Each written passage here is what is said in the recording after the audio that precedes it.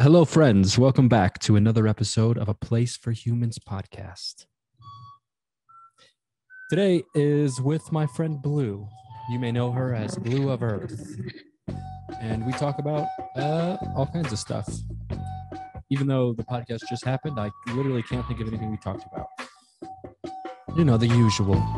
Reality being magic and mysterious and strange. And the fact that we are alive is a worthy conversation and one that's worth philosophizing about. And also, my homie Davey is here. So let's jump right into it. A place for humans.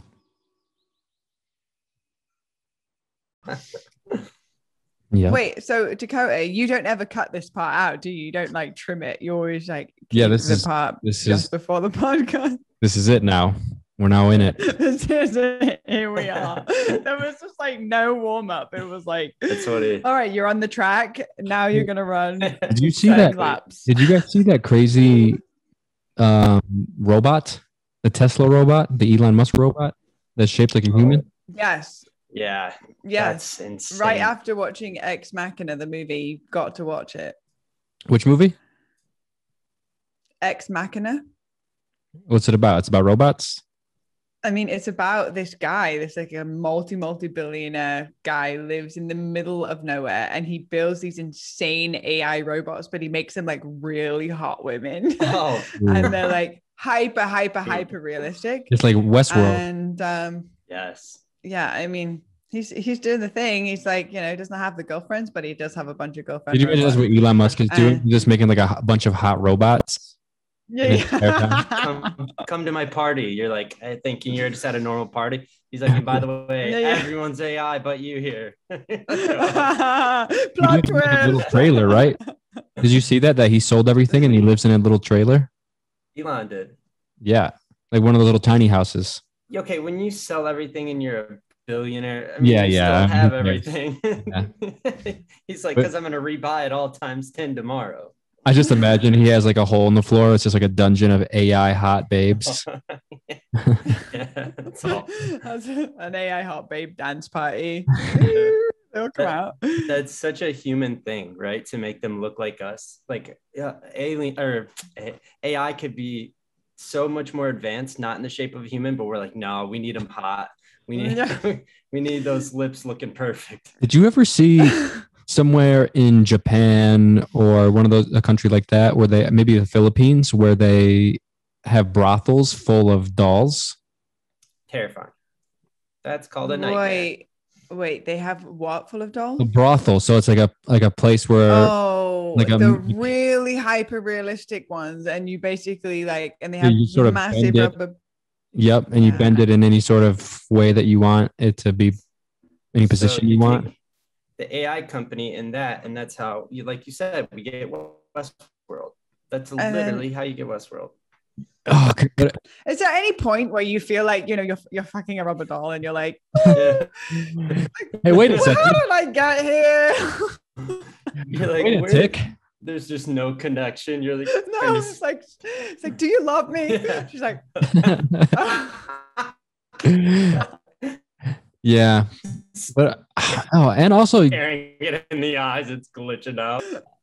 You'd be having a sex with a doll that somebody else had sex with.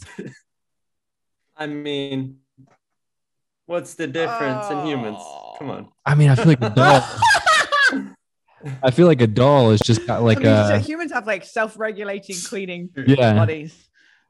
You gotta get like a solid Clorox wipe in the other one, in the rubber doll. Good to go. Super strong Clorox wipe.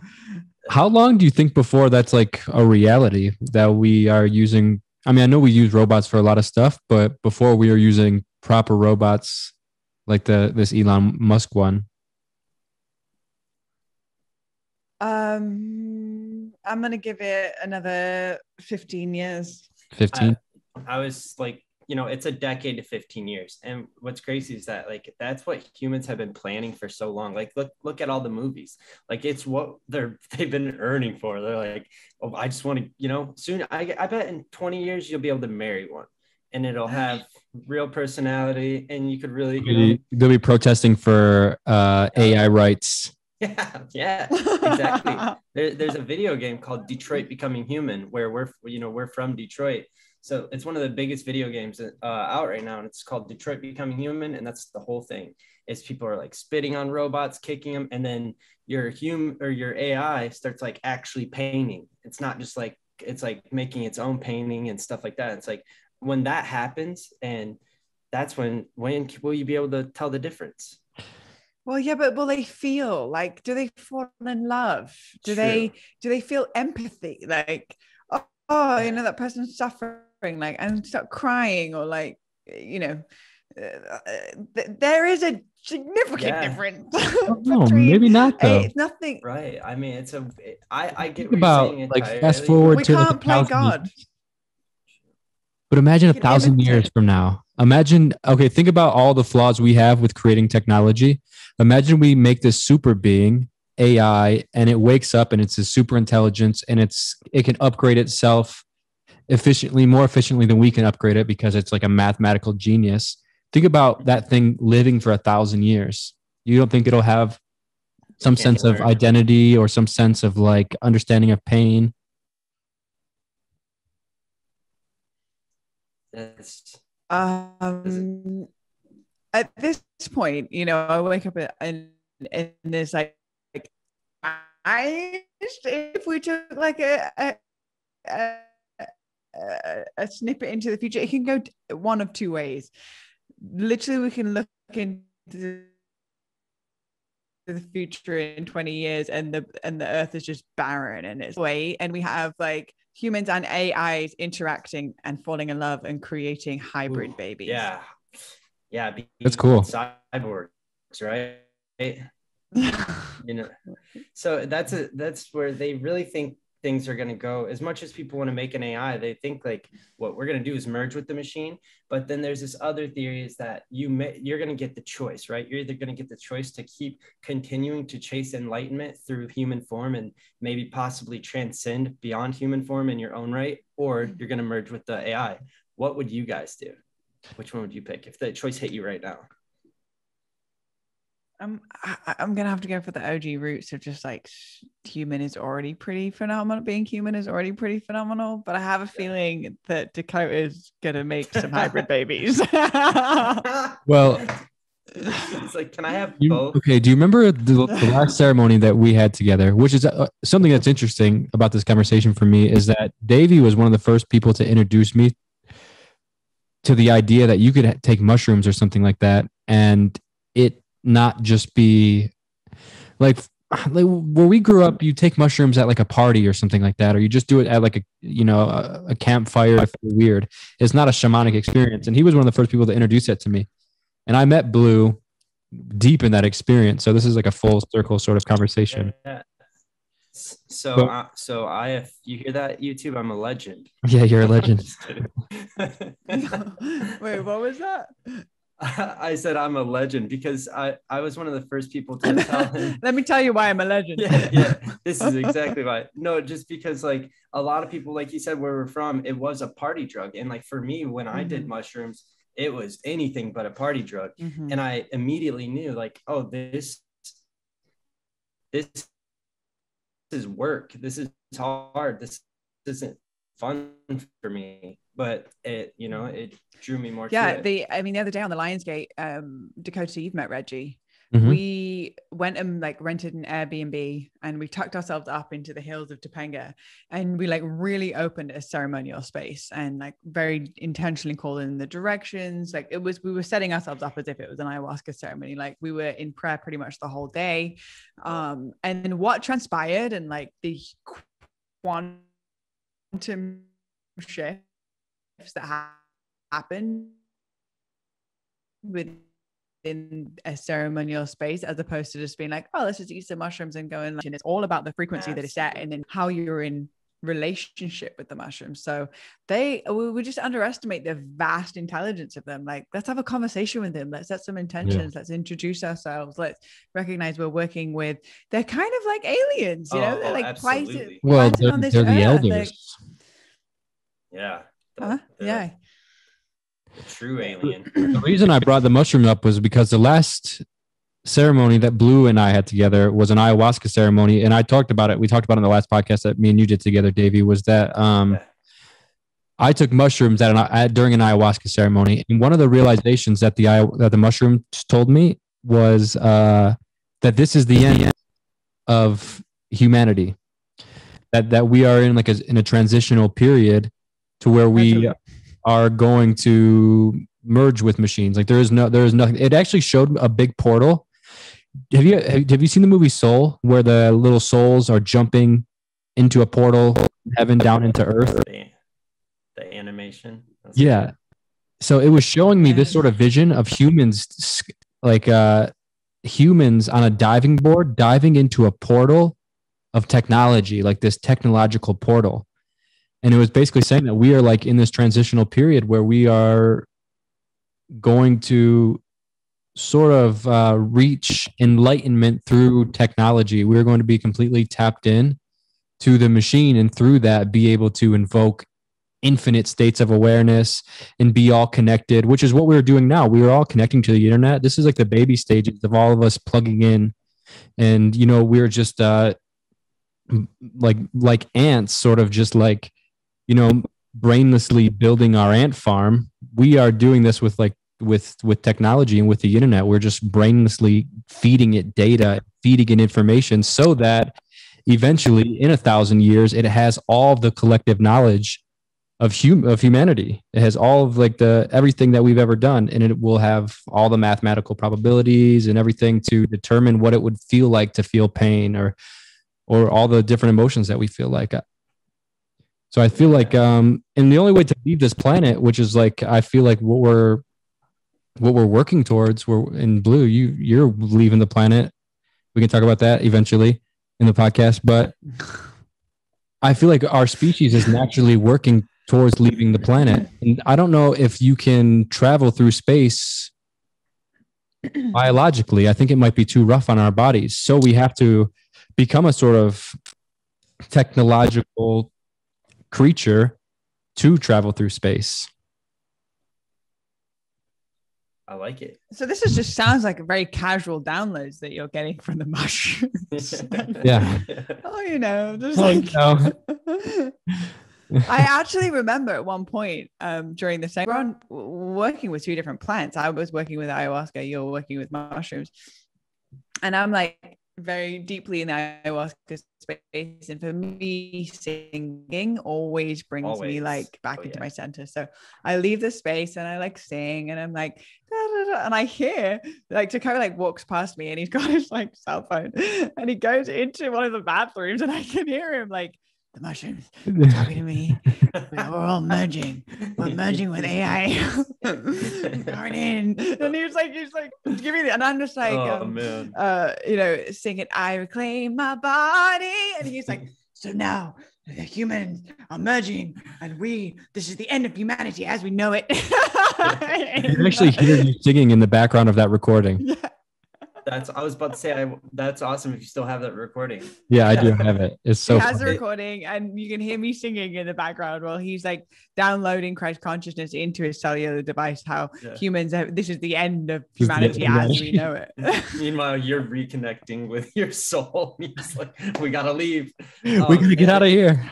And all at the same time, I thought, he's just taking a long poop or something. Like he's gone for a while, but he's like downloading this consciousness. I need to be alone in this bathroom to really get this thought out. No, I'd actually the bathroom. If you walk past the bathrooms just a little bit, there's a tree, and I was like hiding next to the tree. Just staring into the dark. It's even creepier. Yeah, it's even creepier that I was just like sat in the darkness next to the bathrooms. Now that's some sort of a yin and a yang in itself, right? You guys are having the yin and yang experience on a different scale of like, we have to merge with technology and we have to stay connected to our humanity as well. Yeah, definitely. Yeah, me and Blue had some weird experiences together in ceremonies that I've never experienced with anybody else. Say it again.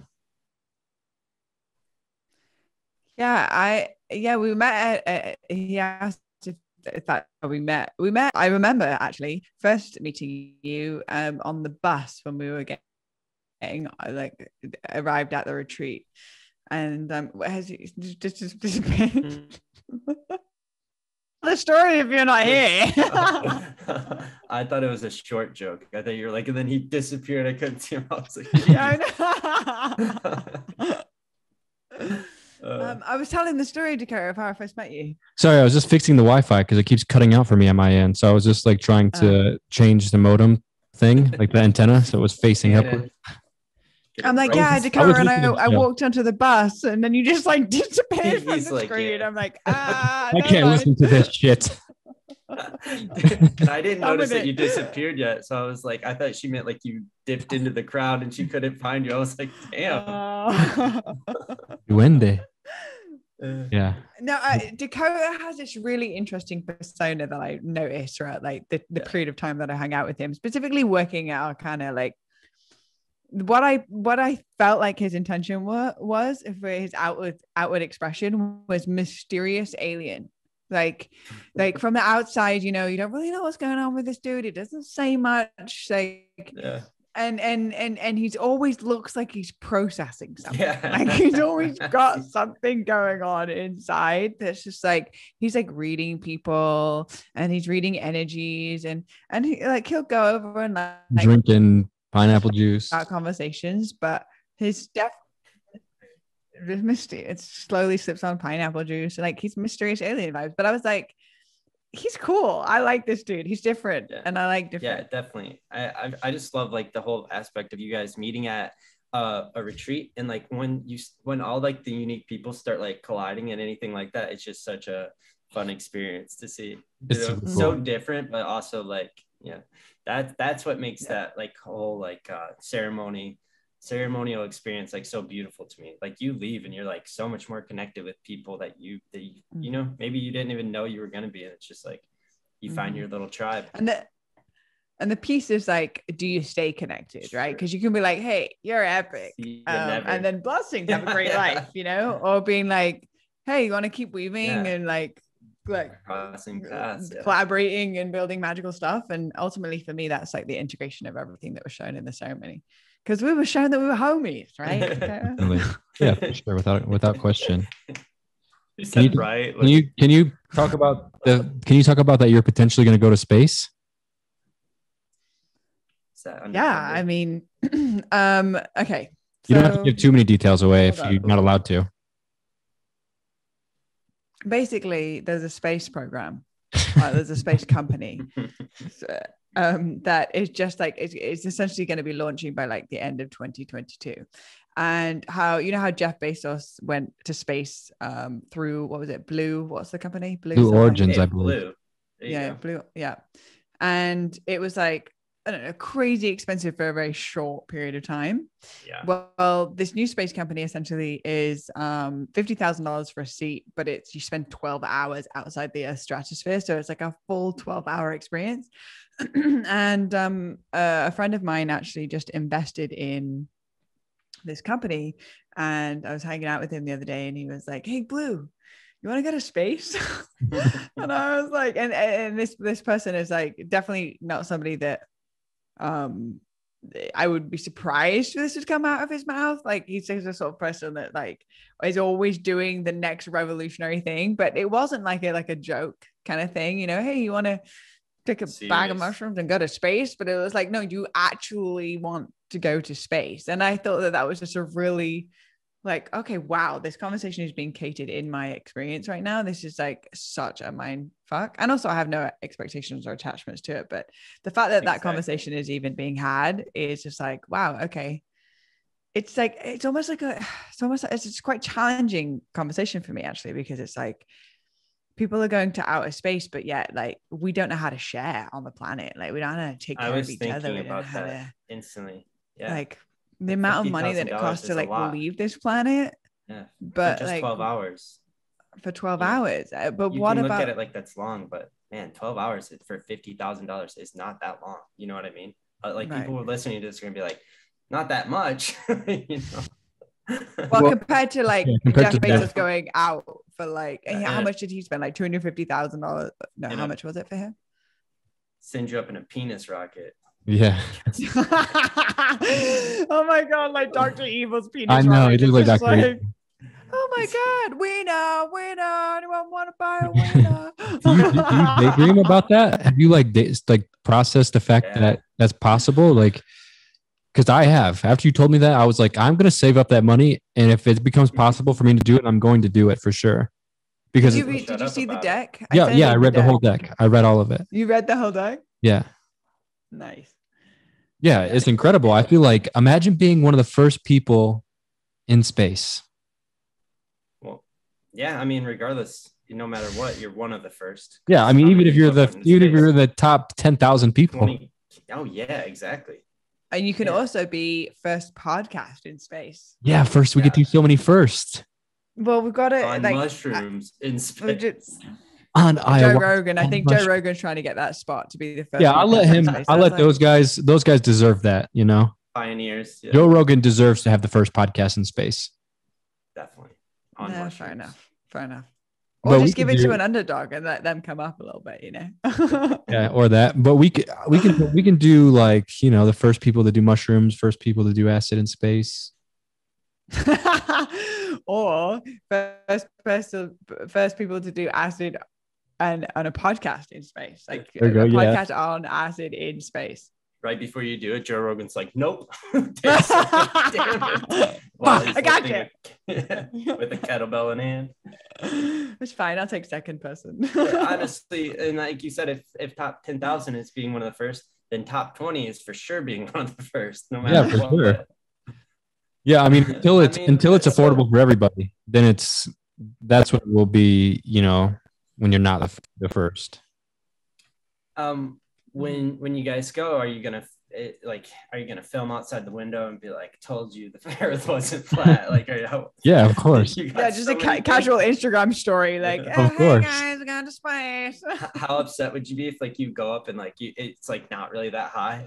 You're like, all right, we're going back down. You're like, I thought we were gonna be much higher than this.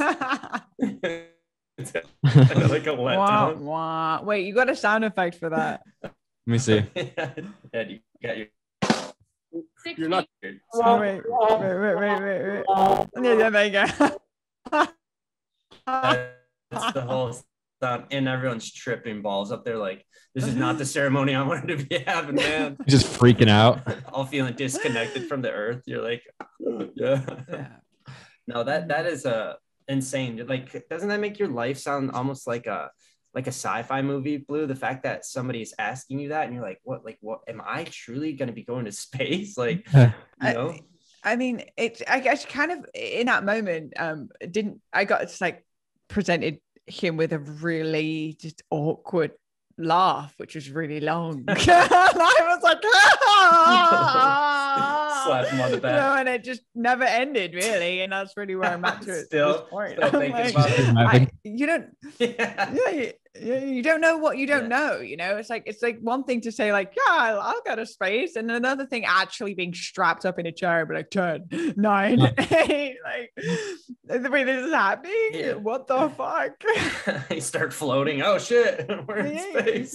Exactly. But also, I feel like things are just rapidly evolving really quickly, and simultaneously things seem to be moving backwards in certain areas of the planet. So it's like, it's a really like polarizing time. I've noticed that too. If history truly repeats itself, then that's how it has to be, right? Mm-hmm. I saw a little meme, and it was like it was so funny. It's like, human builds AI enslaves humanity, sun flare takes out AI, and then all the humans pray to the sun again. Like the full circle. Like, what if? It's so funny. Yeah. Actually, though, well, that in that movie Ex Machina, where he like built these robots, I loved the film, by the way. I was like, oh, by the end of it, his robot, like, a disclaimer, anybody that wants to watch this, I'm gonna ruin it for you. Basically, the robot ends up killing him, like his own creation kills him. So it's like, anyway, that's why it's like Elon Musk, and like, what are you doing? At first he was like, yeah, we need AI, and then he's like, we're pretty much creating the devil, the Antichrist. It's like, well, then can you stop? Like, why do you gotta do that? But yeah, he's like, no, can't stop. Well, you But can't. what did it stop say? It said he was making the robots to fulfill mundane Yeah. tasks. Yeah, I to do think boring tasks. now Dangerous it's and starting to boring. change a little bit. You know, like in factories and stuff, where your job is to like put the hat on the toy or whatever. You know, like, you just got a robot for that. Yeah, exactly. Yeah. Oh, gotta put all the Christmas elves out of business. Yeah. Well, in reality, all the humans almost, you know what I mean? Like, Yeah. Well, that is somebody's job. That is somebody's living. Which obviously you can't go with that, but yeah. Well, it's going to inspire something new, a new system of jobs. I agree. Mm-hmm. Mm-hmm. I just could imagine like everything we've ever watched. I'm sure. Have you guys ever seen Black Mirror? Yeah, scary. There's a robot dog in that. Ooh, that that's scary one. Down, and now like Amazon has one. It's like, what are you doing? Wait, have you seen the Amazon factories? The robots that work at the Amazon factory? They're like so insane. Holy shit. I mean, it's already happening. Exactly. So we're already They're just living like in the hot sci-fi babes. movie. This is yeah, they're all wearing laundry. People are like, we want to keep working here. Come on. It's so funny. It has to be like that. Mm-hmm. No, but So if you got if what? They're peeing in jars, I heard. Oh yeah.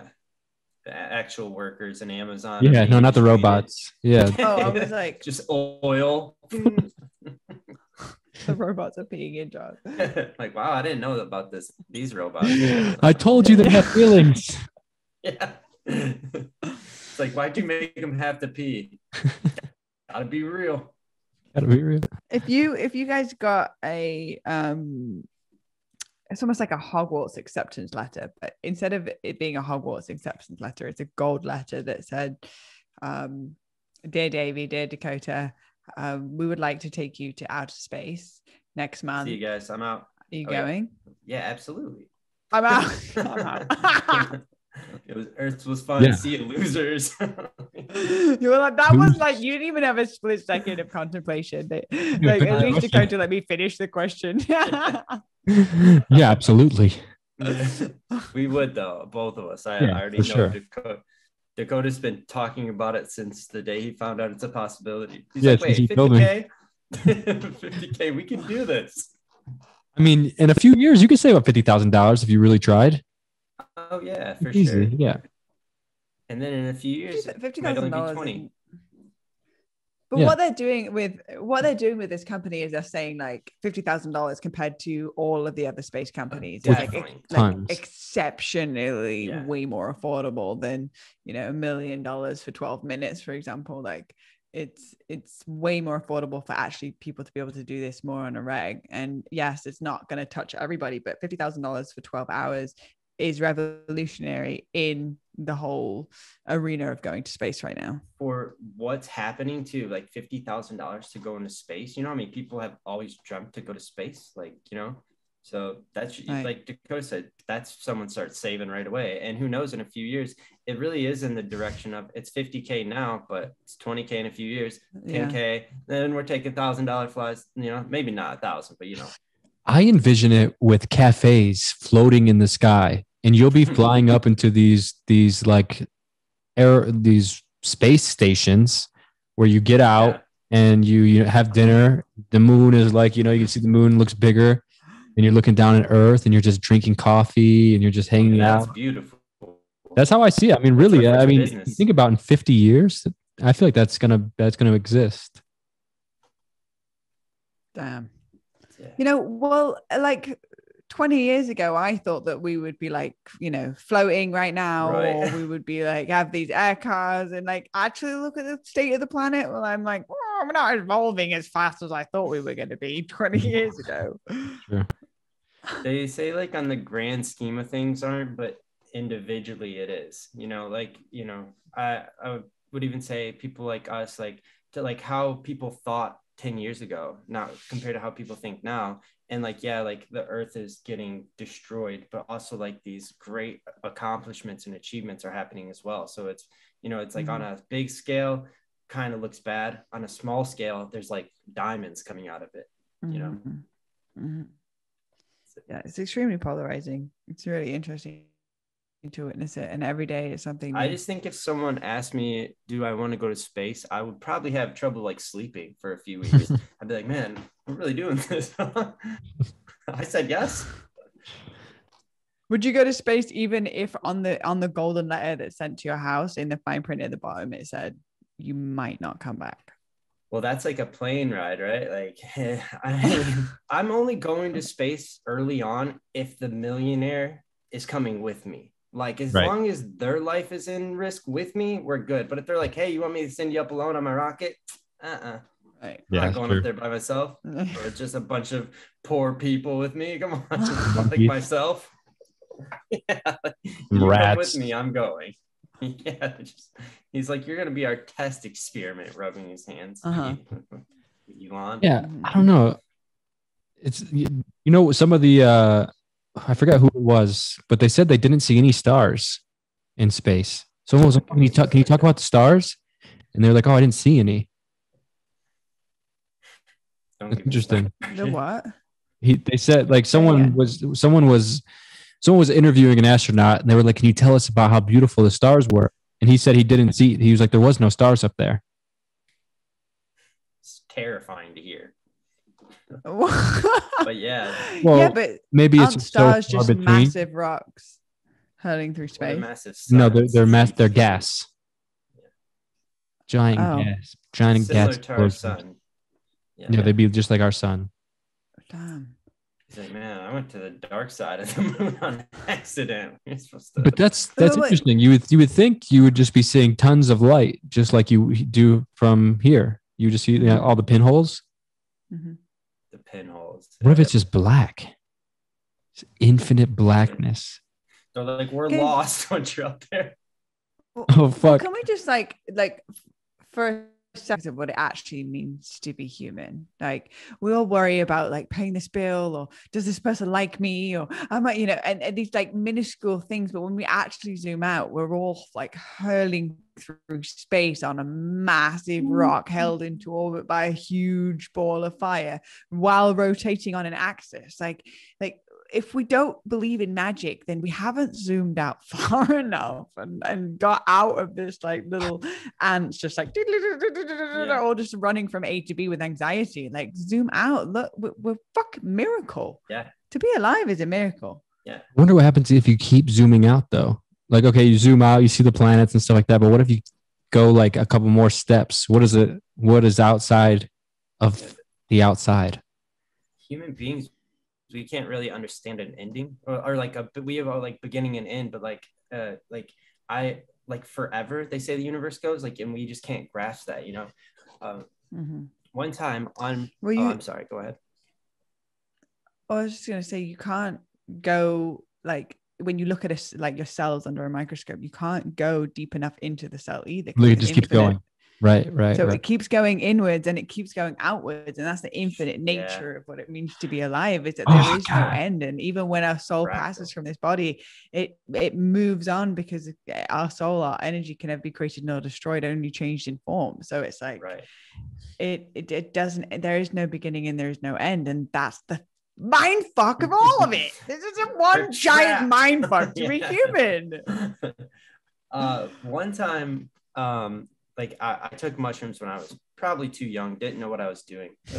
Took a little bit too much, and nobody else did. It was just me, and I made everyone leave. Like and my friends were like, "This is a nightmare. Like, you just made us jail." Literally, I was like, "I'm not kidding. You guys all have to go now." Remember when you took mushrooms at my house and you left?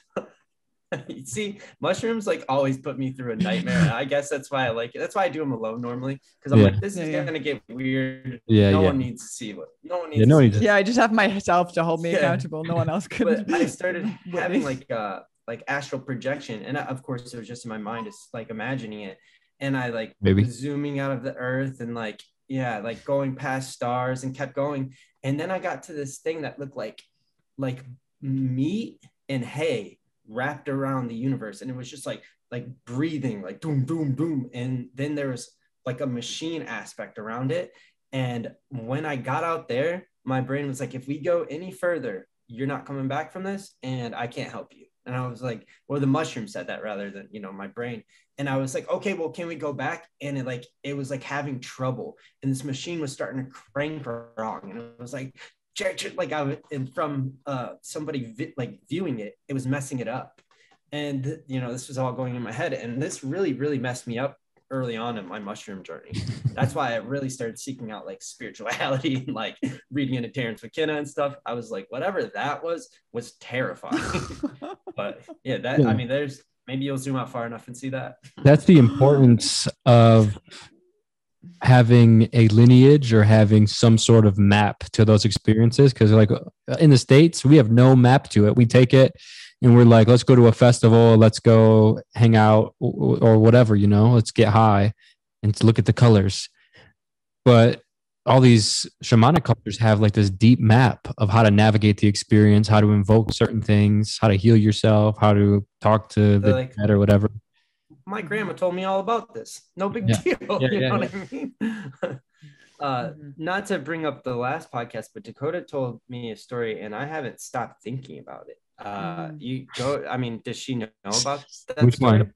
Which story? About the lady was like the dead was crawling up to his sister, I'm not sure. And he was, go ahead, tell it. So during the last ceremony, the one where I took mushrooms during the ayahuasca ceremony, I was looking at Justina, and it was just as the Icaro started, because I was pretty much like, I took the mushrooms very early in the ceremony. So by the time everyone was finished drinking ayahuasca, I was already starting to feel it. Because, it takes like, 30, 40 minutes for everybody to drink. Yeah. And then, another hour or so for it to kick in. And then the shaman starts singing their Icaros. And when Justina started singing her Icaros, I saw these spirits crawling out of the ground like zombies, almost like pulling themselves out of graves, like lifting themselves up and dragging themselves towards Justina. And like the stronger her Icaros got, the more power that these entities got. And I in my head, I was like, damn, that's like the spirits she's calling on to help her during the ceremony. Like this is her invoking the spirits. And that's what this whole Icaro is, it's invoking this space to come to life. Damn. You didn't tell me about this. Yeah.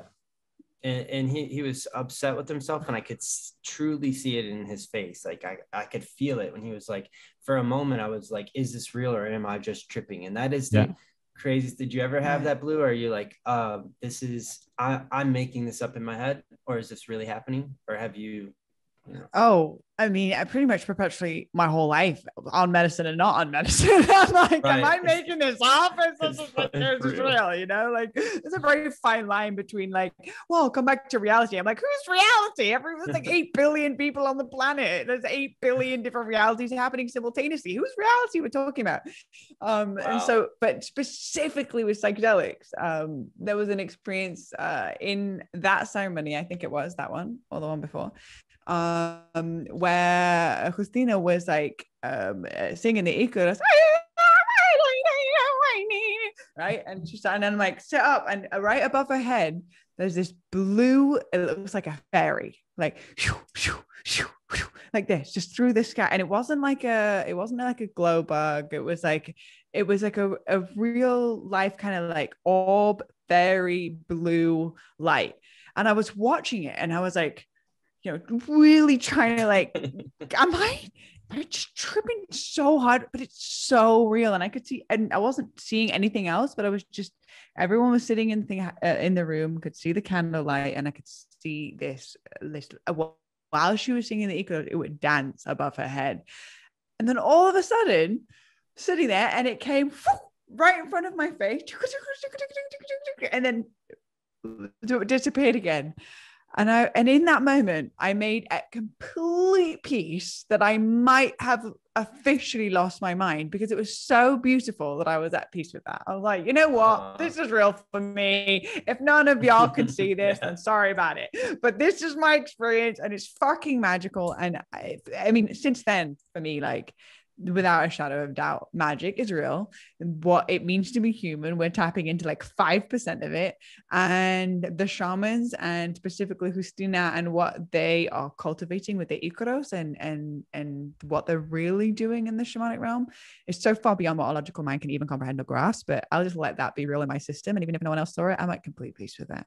So who knows? There is no the truth with a capital T, but there is out my lens and your lens, and we tell stories. Real to you. You know.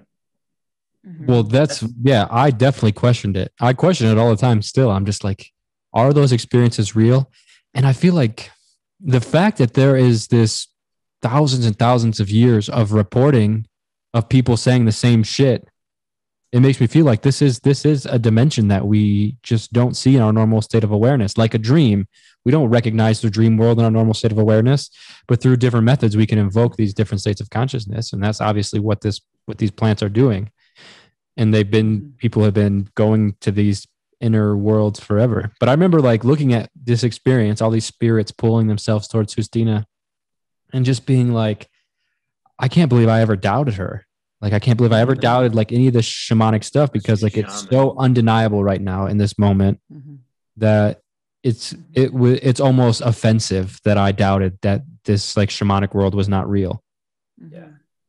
Or that. Yeah. And also like, it makes sense to doubt it, right? Yeah, of because course. if your like mental construct all the way up until this point has been just a certain way of operating, a certain way of living, then all of a sudden it flips on its head, then of course you're going to like filter through layers of doubt before then it like allows it to be permeated into your being of like, oh, there are many more dimensions than just meets the eye. It's like, you know, you write an email and you type it out and then it sends, but like you don't see a letter fly out of the computer. But like there are other realms that are happening here that we just don't pick up with our five senses, which is actually the realm of truth, because our five senses can be very distracting, and then we can make up stories and we can label and define and judge and put away, but there's a frequency that's behind that we don't allow ourselves to tap into it, because we're so distracted with our five senses. So the medicine is an amazing way of amplifying our field to be able to tap into that extrasensory perception that is a superpower. We all have it, but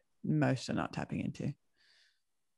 It's like this realm and its current state is trying to keep us away from that, right? Like in America, all psychedelics are illegal, but beer and liquor is everywhere. And I love what you said about like this. You come back to reality, and you're like, what do you like? Was that real? This real? Like this is crazier than almost any trip. We are all in different parts of the world communicating through a screen, through a microphone. You know, like.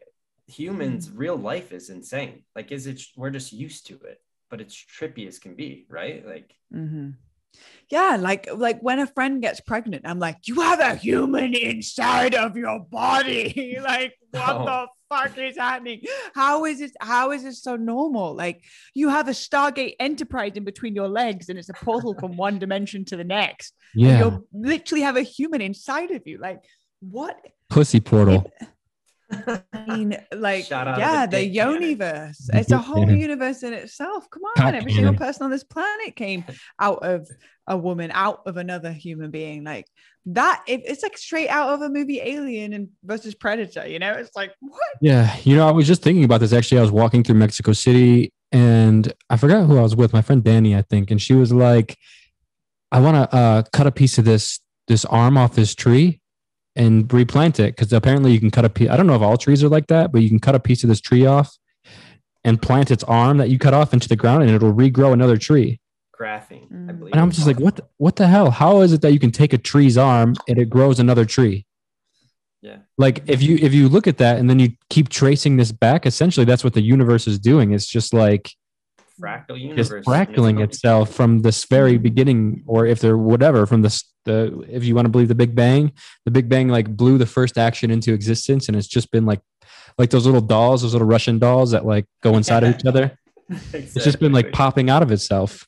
Yeah, Or like, you know, when you like, I don't know if you ever did this as a kid, but like when I would be like digging in the garden and accidentally chop a worm in half, and then the worms, like both ends of it were like, oh hey buddy, you know, and then they could both come alive and they're like, I got a friend. I am you, you are me. Yeah. Literally, guys. Yeah. Literally on this one.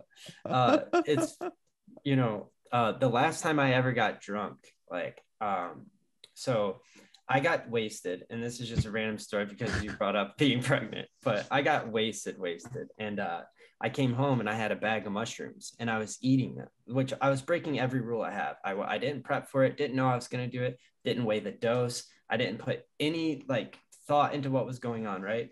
And I start eating these mushrooms, and my girlfriend's like, all right, you have to literally stop. And I'm like, she's like, I'll eat a few, but like you have to chill. So then I just ate the whole bag. And out of nowhere, I go outside and I look up at the stars, and you know, I'm thinking it's gonna be beautiful, amazing. And it's just like this Death Star in the sky. It's like the Northern Star is just like a symbol that I have fallen and I am screwed. And I'm like, okay. And it was so like these crazy thoughts going in my head. It's like, you know, like you haven't reproduced, and like you're just like, you don't have any plans for like the human race, all this stuff.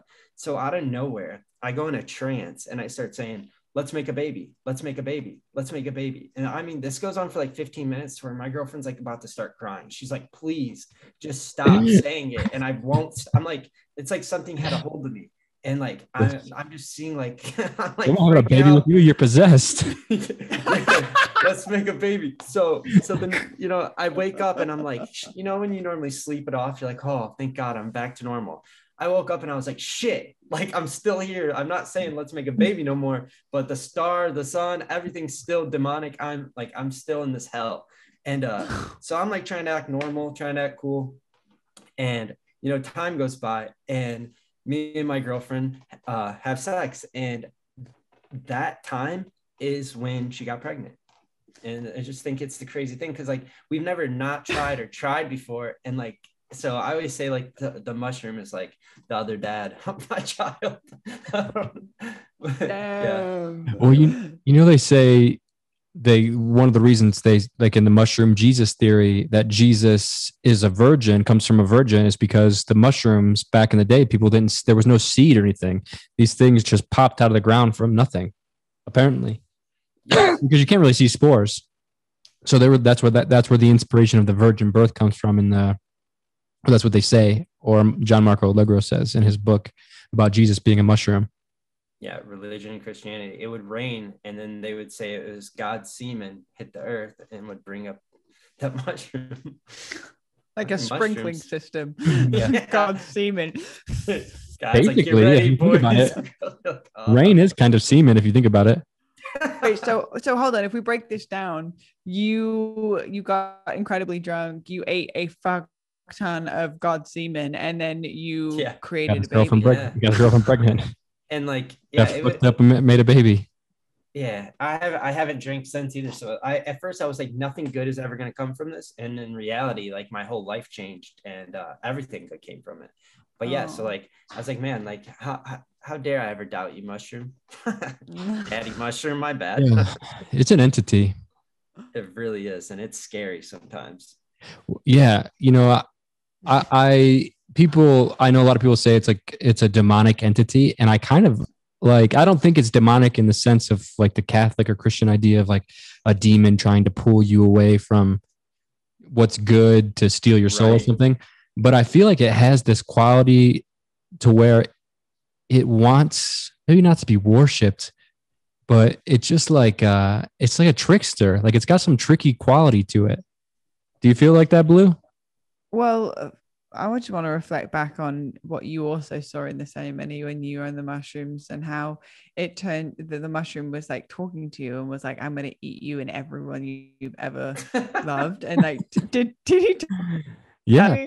Yeah. And how it turned into this like really scary looking like creature thing. Yeah. And it was basically reclaiming that like it was going to eat everything. And I remember you telling me that the next day, and you showed me the voice note, and you were like, it sounded more epic when I was doing it than the actual voice note itself. Those damn voice Like, notes you will gave get me you. like You're this like, full download. But It's a consciousness of its own.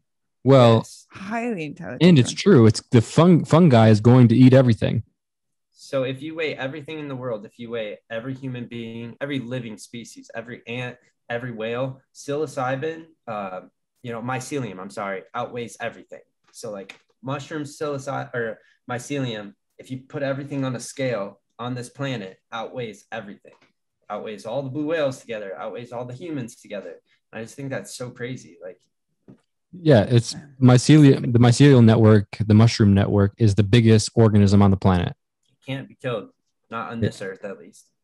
Yeah, it told me it was straight up telling me that it was saying that that there are different cosmic positions that beings take.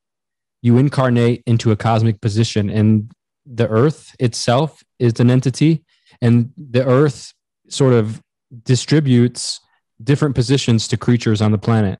And the mushroom told me that it's the one that chooses the way that the environment gets arranged. It's like the architect of the environment is what it was saying. And it was telling me in like this very cocky way, it was like even ayahuasca bows to me because it knows its fate is going to be eaten by fungus too. Man, the fungus is even going to eat itself eventually. It's going to eat You know what I itself. mean? It's like, no, for real, we're all out of here. Go to space while you can. Yeah, get the fuck out of here, guys. I think that's insane just to think about it. But it, like you said, it does have if you try fighting it, it'll slam you against the wall. Like it just so like I've actually never done ayahuasca, but I have smoked DMT, and people were like, DMT is so crazy. And I was like, that like was not easy for me. It was intense, but like mushrooms have always been the real mountain for me to climb. People always put DMT and ayahuasca on this like pedestal. I'm like, man, for me, it's not Me that. too. Yeah, me too. Mushrooms are in the throne. Yeah, exactly. They're in that chair up there.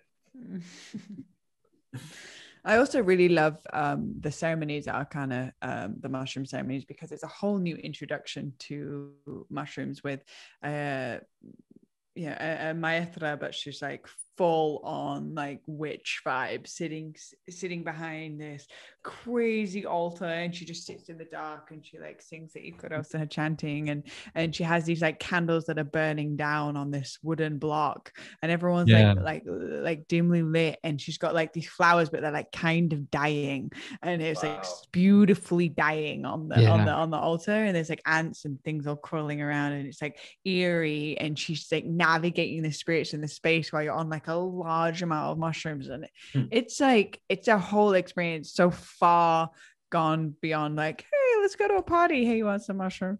Oh, I miss it. I miss those days.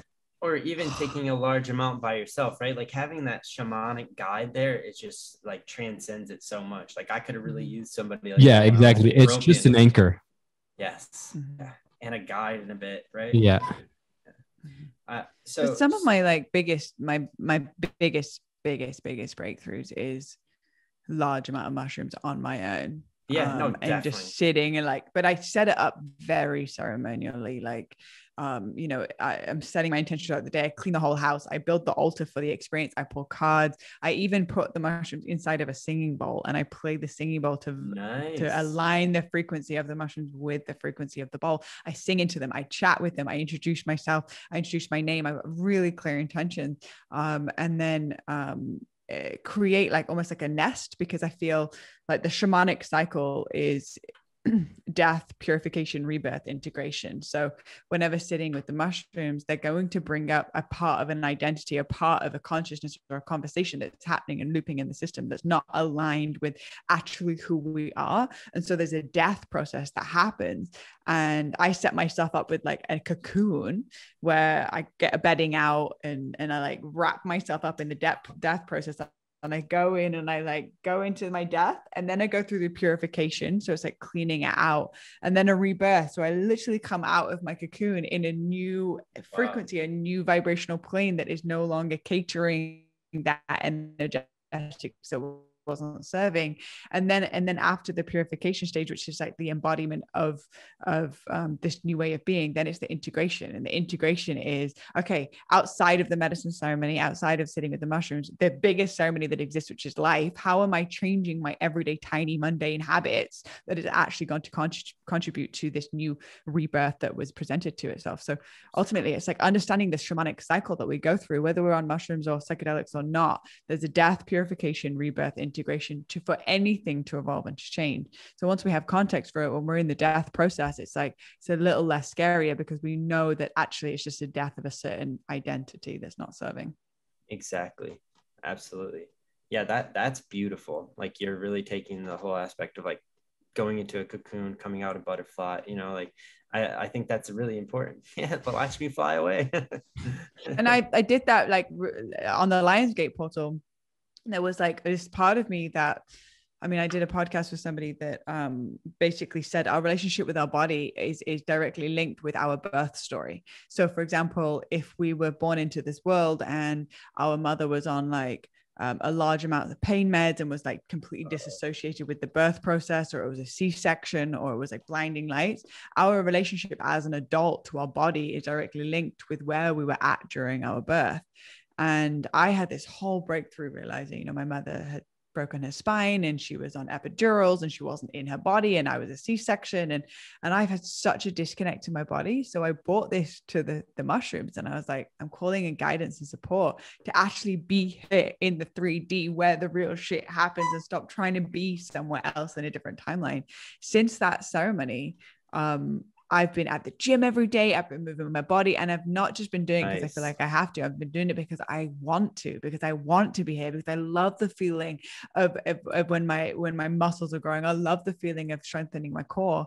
And it's just amazing that partnered with the intelligence of the mushrooms and intention and an integration and a really clear setting that actually honors them, they honor us and support us with like crazy evolutions. But like, going back into what you shared about, I was wasted and then I went and just grabbed, I didn't have any intentions, and I grabbed like mushrooms and eat them. And then there was like death, and like, it's really confusing and discombobulating. And so we just don't underestimate the power of working with these medicines, specifically mushrooms, and how could we deepen our intentions, even though something extremely beautiful came out of your ceremony, where you have a beautiful baby girl now. Yeah. No, it's a trip. It is like the mushrooms were like, hey, like, and to me, it was like, this sucks. You got to go through this, but like, this was the only hell that you could walk through to get out of here. And it, it changed my life forever. And obviously I'm extremely grateful for it.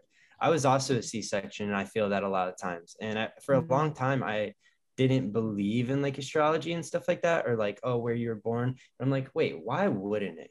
Obviously where you're born, how you're born, what your mother was doing. And we're all biological creatures in a biological world. Of course it matters. Of course. Yeah. I find it also interesting because I was trying to also rationalize to myself, how could astrology be real? How could the celestial bodies affect like me in daily life? And someone told me, I think it might have been our friend Clara Davey. And I think Clara told me like, it's the same way that the moon affects the tides. Yeah. How our bodies are made up of water. And you can see this, you can see how in our oceans and in the water tides here, that it's affected by what's going on in space. So obviously, and like, they say like police calls and stuff are crazier on full moons. Yeah. Yeah, exactly. Clara sent me on that path. Yeah. She really helped me with that stuff a lot. Like, I did not understand astrology, and like, she kind of said it in a term that would, she knows us, so she could like talk to us how we would understand it. But yeah definitely. I mean, I did like a pretty much like a case study on this, in the sense of like, really, I mean, I studied a technology called the Gene Keys, which is based off of astrology in the I Ching, and it's basically like a breakdown of your DNA based on your astrology in the moment that you're born, and how to tap into the potential that's dormant within you that has always been coded into your DNA.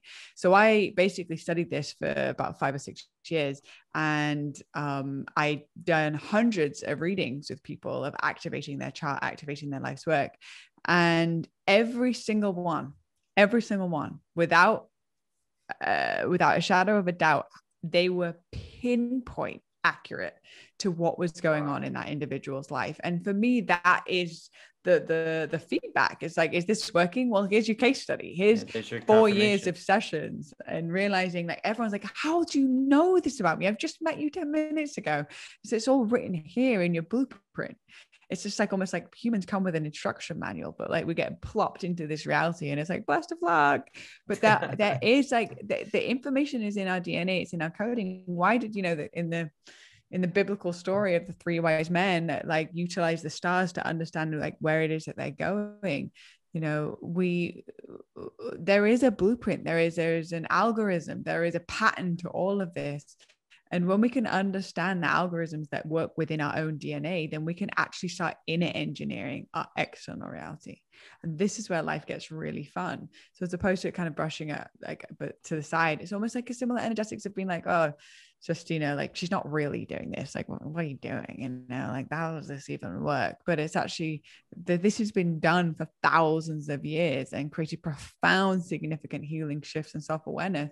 So it's about just like softening deeper into it and just doing a little bit more study on it. But for me, I mean, I swear by it now. I'm like, my whole life is exponentially changed because I have context for the energy of what I was born with and what my gift is and what I'm here to serve. Stars are truly a map, you know. Absolutely, a map.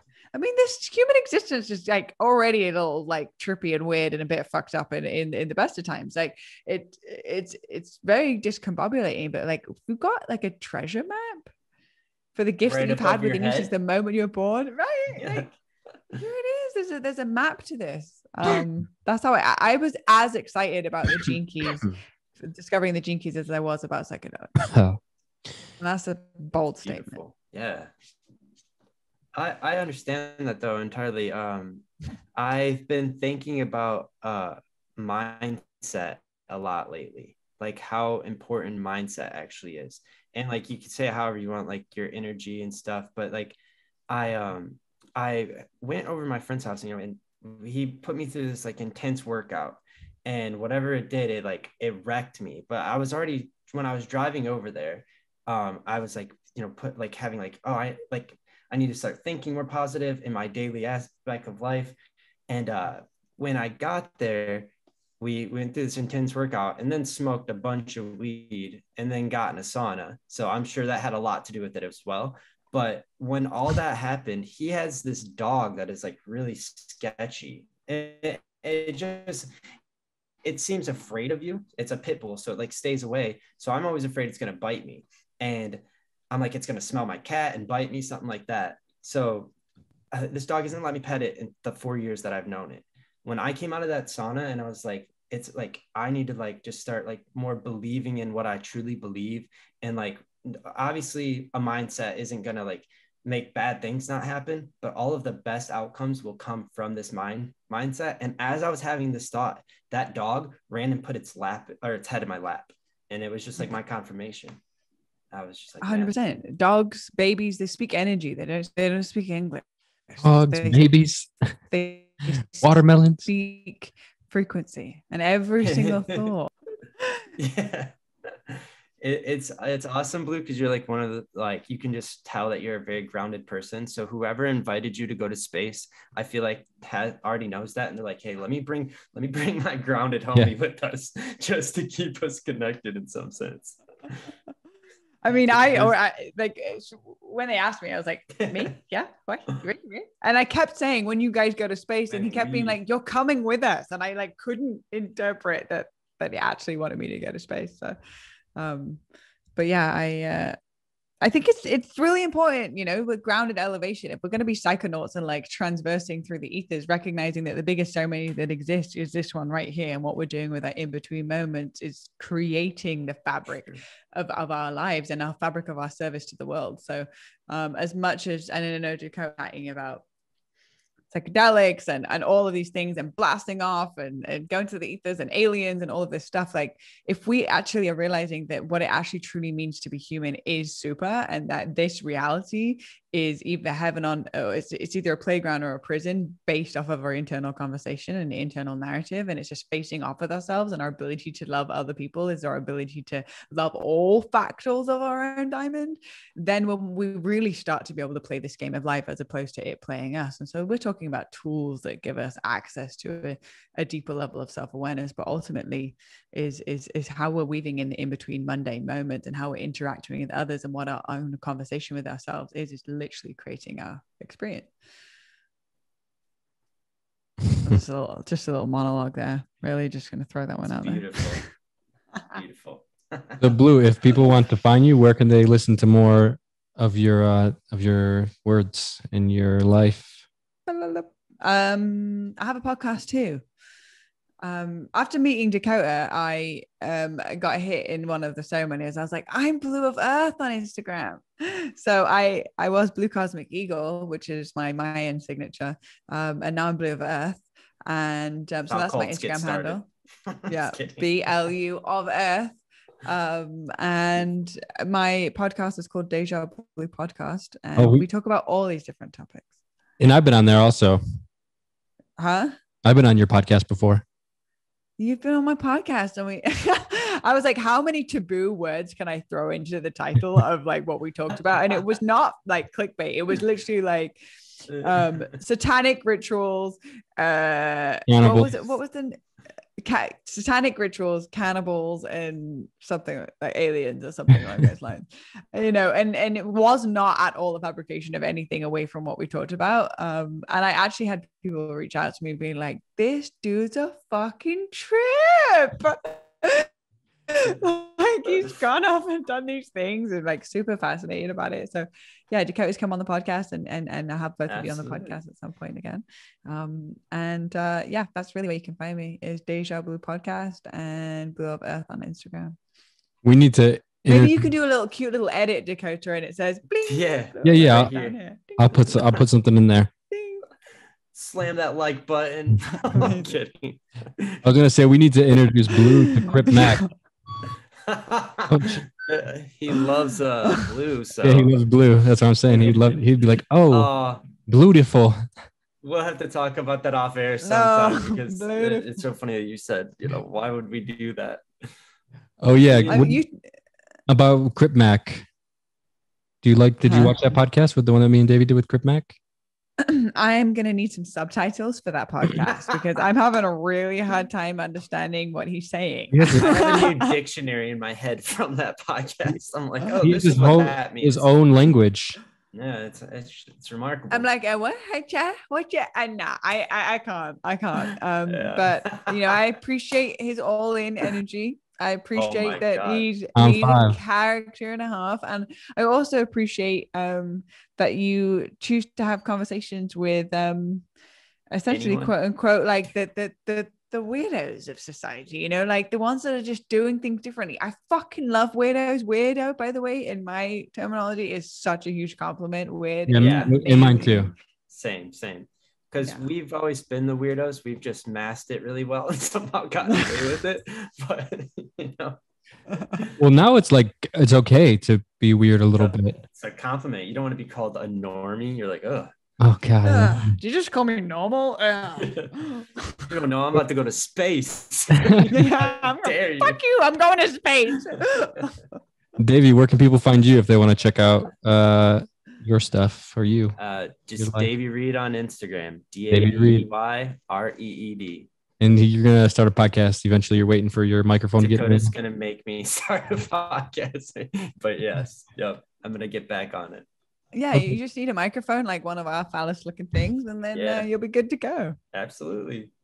Just got to look like Joe Rogan just left the room, you know? Yep. Yeah. Okay, it's time for me to go get some lunch. I appreciate you guys for coming on here and talking to me.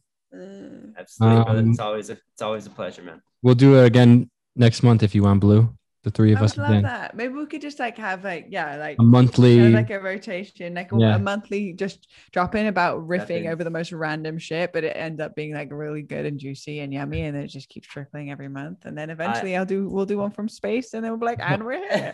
I may microdose on the next one. Who knows? There you go. never Yeah. know.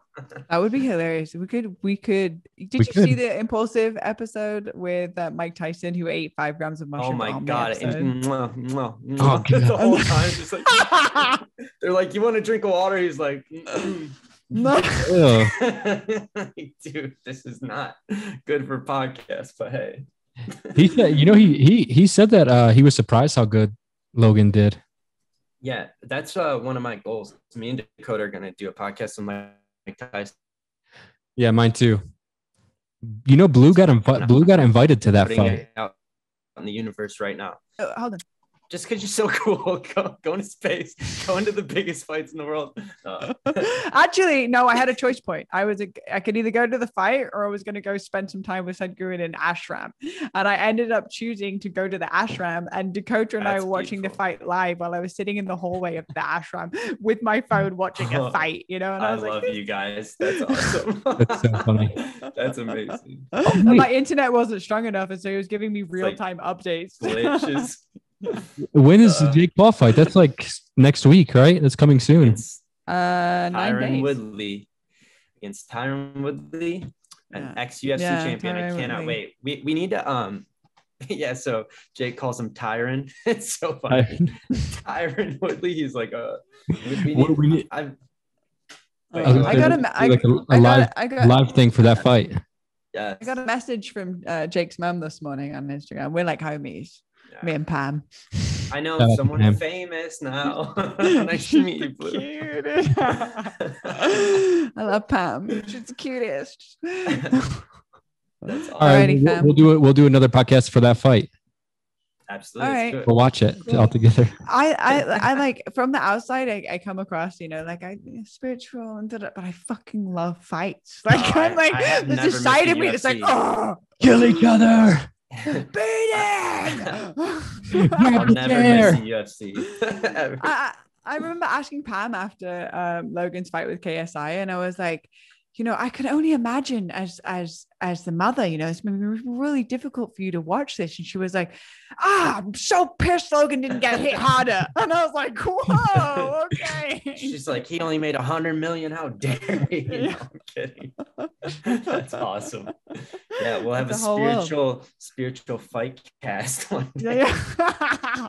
Sage you before you go in. Oh But Jake, my like, God. but actually speak, like Jake is working with one of my dear homies. His name is Lucas Mack, and he's He's a no breathwork facilitator. And he takes Jake into the center of the boxing ring, and he does breathwork with him, so he gets him to this really heightened state. And then they do a visualization exercise where he visualizes the win, and he visualizes the moment, and he visualizes the knockout.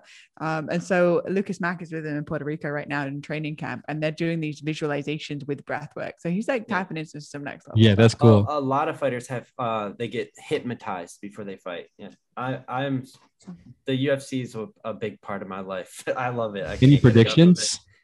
it. For this fight? Yeah, for the one coming. So I'm not gonna lie, I lost some crypto on a bet against Jake last fight.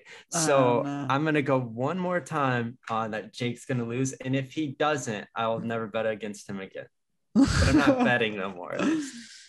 I think Jake's gonna win, and I think it's gonna be a long fight. Like I don't think anyone's gonna get knocked out. Yeah, I think it's gonna go for the mile, and then he's gonna win on points. Yeah, I mean, I want Jake to win just because Really everyone good. wants him to lose. And plus, it keeps this elevation going, right? Like Tyron Woodley wins, and it's like, oh, Yeah, it's cool. Cause I mean, where can he take it? How far can he go? to Conor McGregor, and then he fights his brother at the end, and Yeah. And then we all just implode. In the world end. He does it in space. It's like, oh. I'm done with Earth. I'm off to space. Oh, fuck. Exactly. All right, you guys have a blessed day. I'll talk All to right. you soon. Yep. Peace out, you guys. Much love. Thank you for listening to A Place for Humans podcast. My name is Dakota Wint, and you can listen to full episodes of A Place for Humans anywhere you listen to podcasts. Spotify, Apple Podcast, wherever. And please head over to Apple Podcasts and leave us a positive review. That really helps. Anyways, catch you next episode.